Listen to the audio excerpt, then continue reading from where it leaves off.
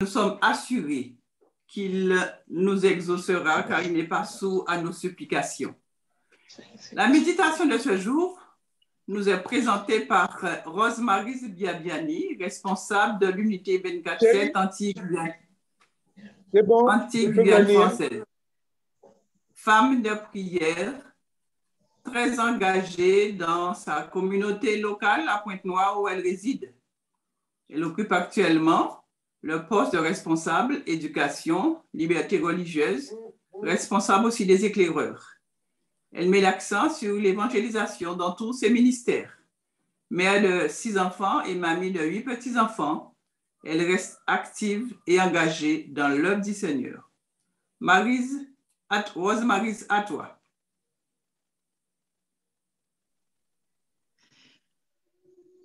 Bonjour à tous.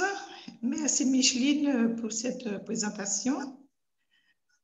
Depuis déjà 7 jours aujourd'hui, nous sommes dans la chambre haute et ce matin, ce midi, ce soir, le Seigneur a un message pour nous, un message qui est titré « Mission, impliquez-vous ».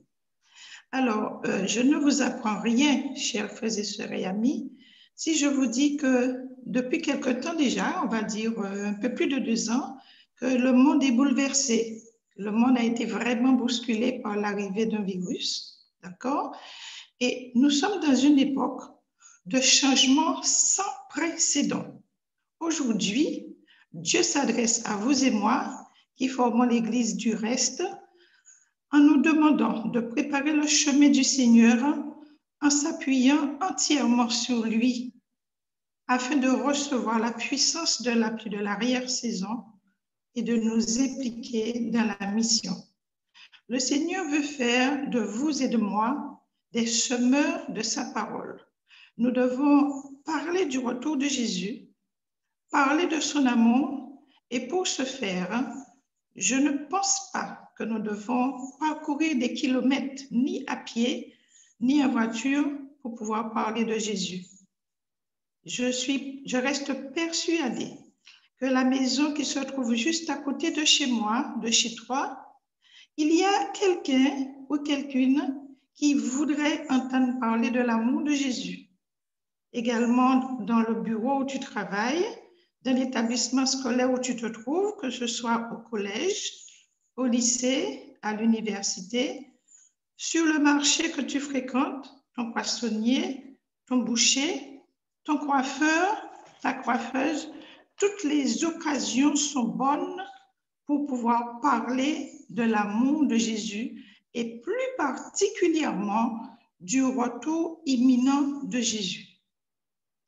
Vous comprenez que nous ne pouvons pas et nous ne devons pas garder cette bonne nouvelle égoïstement pour nous. Nous devrions dire au Seigneur, oui Seigneur, j'irai proclamer ta parole. Et tenez-vous bien, ce n'est pas un conseil, c'est un ordre que Dieu nous donne. Parce que quand nous lisons dans le livre de Matthieu au chapitre 28 et au verset 19, il nous est dit, allez. Il nous est dit, allez, ça veut dire que c'est un ordre. Allez dans toutes les nations et faites-en des disciples, baptisez-les au nom du Père, du Fils et du Saint-Esprit. Jésus revient, être impliqué. C'est ça le thème que la conférence générale a choisi cette année. Jésus revient, être impliqué. Au chapitre 4 du livre de Marc, Jésus va raconter une parabole à ses disciples. Une parabole qui est connue de tous, mais que je me ferai quand même le devoir de lire avec vous. Pourquoi je vais la lire?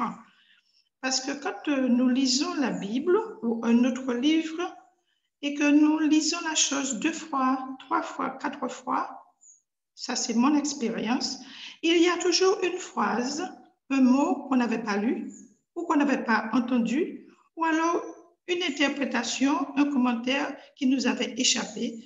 Et chaque fois qu'on relit, on a toujours l'impression que c'est la première fois.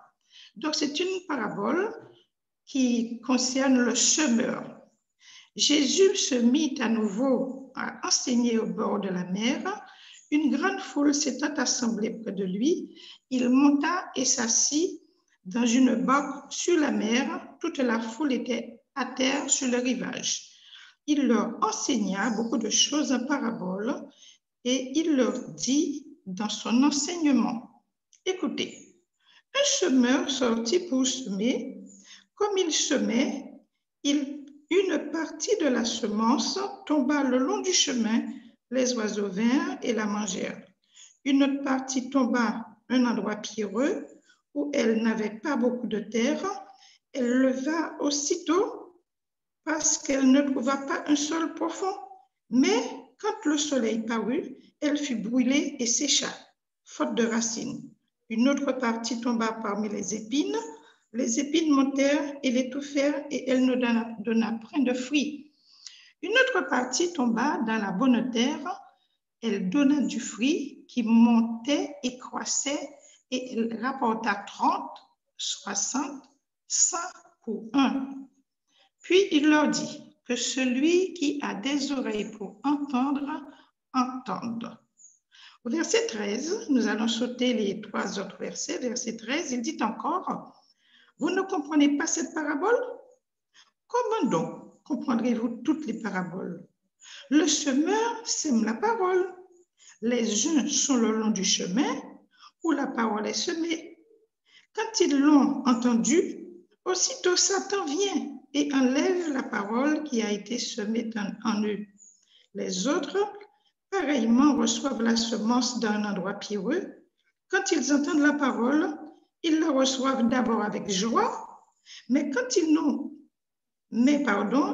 pas de racines en eux-mêmes et manquent de persistance. Et dès que suivent une tribulation, une épreuve, une persécution à cause de la parole, ils y trouvent une occasion de chute. D'autres reçoivent la semence parmi les épines. Ce sont ceux qui entendent la parole, mais en qui les soucis de ce siècle, la séduction, les richesses, l'évasion et autres convoitises étouffent la parole et la rendent infructueuse. D'autres reçoivent la semence dans la bonne terre. Ce sont ceux qui entendent la parole, la reçoivent, portent du fruit 30, 60 et 100 pour un. Nous pourrions nous arrêter là et dire Amen et continuer le programme. Mais non, dans cette parabole qui concernait les disciples d'alors, il y a pour nous un message. Un message, d'abord, il est question de semences, d'oiseaux qui mangent les grains, d'épines qui étouffent, le soleil qui vient, etc.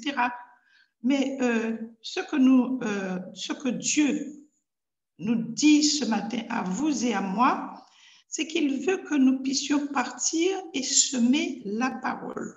Notre mission est de faire connaître à tout un chacun que Jésus revient. Dans le livre de Matthieu, chapitre 13 et au verset 37, Dieu nous dit que le semeur est Jésus lui-même et que nous devons faire comme lui, nous associer à Jésus, nous rapprocher de lui, c'est-à-dire être remplis du Saint-Esprit pour que nous puissions être nous aussi, comme notre chef Jésus, être de semeurs de bonnes nouvelles, être de semeurs de vérité. Car il nous dit que sans lui, nous ne pouvons rien faire. C'est-à-dire, sans Jésus en esprit, nous ne pouvons rien faire. Dans le livre des paraboles de la servante du Seigneur, à la page 50, et là je parle de la pagination en anglais, parce que je n'ai pas trouvé dans le paragraphe du semeur cette pagination et j'ai cherché la phrase, je ne l'ai pas trouvée. Donc, il est dit que la grâce ne peut prospérer que dans le cœur qui est constamment préparé pour les précieuses graines de vérité. Qu'est-ce que cela veut bien vouloir dire? Cela veut vouloir dire, chers frères et sœurs et amis, que nous devons nous rapprocher davantage de Jésus, lire sa parole, étudier sa parole, lire l'esprit de prophétie. Nous devons également passer du temps en prière, beaucoup de prières secrètes, faire beaucoup de prières, des prières constantes. Et quand je lis le verset 20 du chapitre 4 de Marc, il est écrit que ce sont ceux qui ont été semés dans la bonne terre, ceux qui écoutent la parole, qui la partagent, qui portent du fruit 30, 60 et 100. Qu'est-ce que cela veut dire? Est-ce que cela veut dire que nous allons mener 30 personnes à Christ? Est-ce que c'est limité à 30, 60, 100? Prenons un exemple. Si nous prenons une petite graine de pois d'Angole et que nous la mettons en terre, si c'est de la bonne terre, elle va d'abord germer et elle fera ce que nous savons, elle va pousser et elle va devenir une plante énorme. Et puis, dans quelques mois, nous allons avoir des pois d'Angole, n'est-ce pas? Mais dans l'arbre, il n'y a pas une seule écorce. Et dans chaque écorce, on peut trouver 5 graines, 6 graines, ça peut aller jusqu'à 12 graines. Et là, dans l'arbre, il va y avoir plus de 60, plus de 100, des milliers. Et c'est comme ça, si nous semons la parole et que la parole que nous semons tombe dans la bonne terre, c'est-à-dire que les personnes sont décidées et disposées à recevoir le Seigneur, c'est comme ça que nous allons amener des âmes à Christ et que nous aurons énormément d'étoiles dans notre couronne. Dieu attend de nous ce matin, ce midi, ce soir pour certains, que nous soyons implicitement, que nous soyons des auditeurs remplis de foi, qui ont implicitement confiance dans la justice du Christ et qui décident de dire « Seigneur, j'irai pour semer ta parole ». Jésus vient être impliqué, c'est le message qui nous est délivré. Donc ce message, avant de terminer, je vais quand même conclure. En conclusion, chacun et chacune d'entre nous doit être impliqué dans la dernière grande mission d'avertissement et d'espérance de Dieu. Donc, ce message nous a été préparé par le pasteur Ted Wilson, qui est notre actuel président de la conférence générale de l'Église adventiste du 7e jour. Nous allons faire une courte prière pour pouvoir terminer ce message. Notre Père et notre Dieu, tu nous as donné ce message ce matin, c'est un ordre. Tu nous demandes d'aller et de semer, et c'est toi qui feras croître, Seigneur.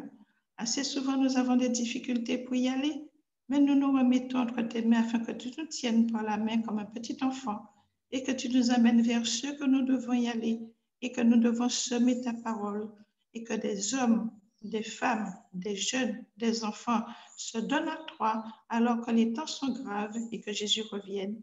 Je t'ai prié en son nom et pour ta gloire. Amen.